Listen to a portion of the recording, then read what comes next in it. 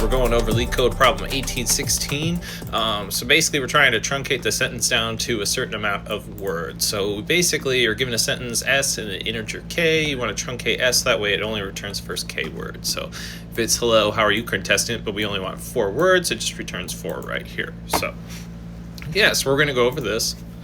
So we're going to do truncated. So this is going to be our return string. And then we're going to do a for loop here for item in s.split. And we're going to split by the spaces here. And then we're going to take of that list that comes out, we're going to take it up to k items right here. So